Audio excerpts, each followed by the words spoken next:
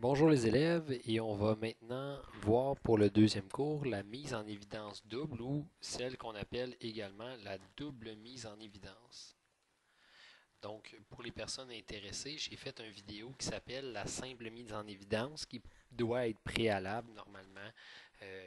Vous devez l'avoir vu avant de regarder cette vidéo-là. Donc la double mise en évidence, ça va être, vous prenez un numéro par exemple, vous avez 2x2 plus 8y, 8xy, puis vous ajoutez 3x plus 12, par exemple. Le premier réflexe à faire, c'est toujours d'essayer de faire la simple mise en évidence. Donc, quand je regarde en ce moment, je vois que ici, j'ai mon x, j'ai un x, j'ai un x, ah, j'ai pas d'x. Ah, ici, excusez-moi, j'ai oublié de marquer plus 12, y. Ici, j'ai un y, ici, j'ai un y. Hmm, ça marche pas non plus.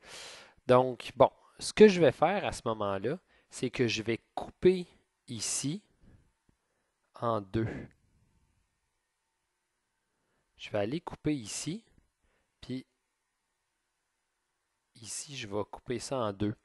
Fait que je vais commencer, puis je vais regarder. Ah, je vais regarder à gauche. Est-ce que je pourrais faire une simple mise en évidence à gauche? Donc, j'ai 2x2 plus 8xy. Je peux sortir, déjà on voit que c'est deux nombres pairs, je peux sortir 2, très certainement. On voit que j'ai un x dans mon 2x2 et j'ai un x également ici, donc je peux sortir x. Et là, j'ouvre la parenthèse, qu'est-ce qui va rester? 2x fois combien me donne 2x2? Donc 2x fois x. Et ensuite, qu'est-ce que je dois sortir? Je vais avoir 4y qui va me rester ici. Donc 2x fois x plus 4y, entre parenthèses, ça va me revenir ici à mon 2x2 plus 8xy, parce qu'on se rappelle qu'une factorisation, on ne change pas. On ne change pas le résultat final, on fait juste l'organiser autrement. Donc ici, j'écris en bas plus 3, parce que je peux juste sortir dans mon 3x plus 12y3. Puis ici, ça va me donner x plus 4y également. Attends, je vais mettre ça beau. Donc, x plus 4y.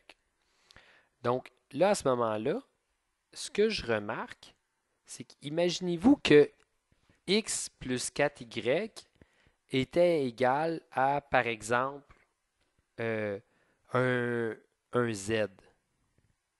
Imaginez-vous que si j'avais 2xz plus 3z, qu'est-ce que je ferais comme simple mise en évidence? Ici, je dirais, ah, regardez, qu'est-ce que j'ai de pareil entre les deux? Je me retrouve à avoir z. À l'intérieur, il va me rester 2x plus 3. Donc, je fais une simple mise en évidence. Dans ce cas-ci, au lieu d'être z, qui est commun aux deux, c'est ici mon x plus 4y, qui est commun aux deux. Donc, ce que je vais faire, c'est que je vais me dire, hey, j'ai x plus 4y, j'ai x plus 4y. Donc, qu'est-ce que j'ai de commun entre ces deux expressions-là? C'est x plus 4y.